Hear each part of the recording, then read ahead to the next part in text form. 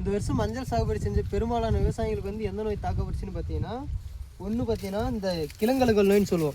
கிழங்கழுகல் நோய், இன்னொன்று பார்த்தீங்கன்னா இந்த எரிபந்த நோய் சொல்லுவோம். இந்த கிழங்கழுகல் நோய் பார்த்தீங்கன்னா இலையோட 2 சைடும் பார்த்தீங்கன்னா மார்ஜினில் கறி வந்து இலை ஃபுல்லாக அப்படியே கருகிடும்.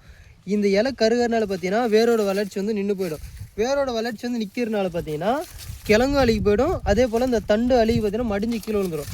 இதோ ஒன்று இந்த எரிபந்த நோய், லீஃப் பிளாட்ஸ்னு சொல்லுவோம். இது பார்த்தீங்கன்னா இலையோட ரைட் சைடும் லெஃப்ட் சைடும் பார்த்தீங்கன்னா ரெக்டாங்கல் கலரில் கோடு உருவாகும். இல்லைனா ஓவல் ஷேப்பில் வந்து பார்த்தீங்கன்னா வட்டம் உருவாகி என்ன பண்ணுன்னா இலையை அப்படியே கருகி இந்த சிம்டம்ஸ் தான் கறிக்கு என்ன பண்ணுன்னா அதே போல் தான் இதே லீப் அப்படி மடிஞ்சு வந்து கீழே விழுந்துடும்.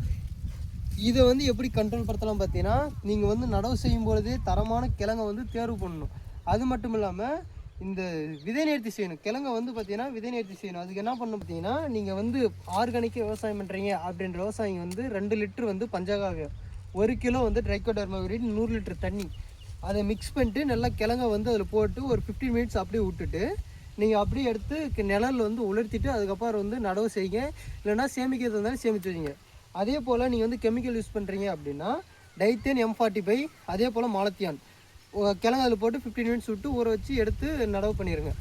அதே போல் நீங்கள் வந்து ஸ்ப்ரே பண்ணுறீங்க அப்படின்னா 5ஆம் மாதத்தில் வந்து 1 கிலோ ஒரு ஹெக்டருக்கு வந்து காப்பர் ஆக்சிக்ளோரைடு வந்து ஸ்ப்ரே பண்ணி விட்டிங்கன்னா அந்த கிழங்கு இந்த நோயை வந்து மஞ்சள் ஏற்படுற நோயை வந்து நம்மளால் கண்ட்ரோல் படுத்த முடியும். இதை வந்து மஞ்சள் சாகுபடி செய்கிற விவசாயிகளுக்கு வந்து ஷேர் பண்ணி விடுங்க ஃப்ரெண்ட்ஸ். தேங்க்யூ.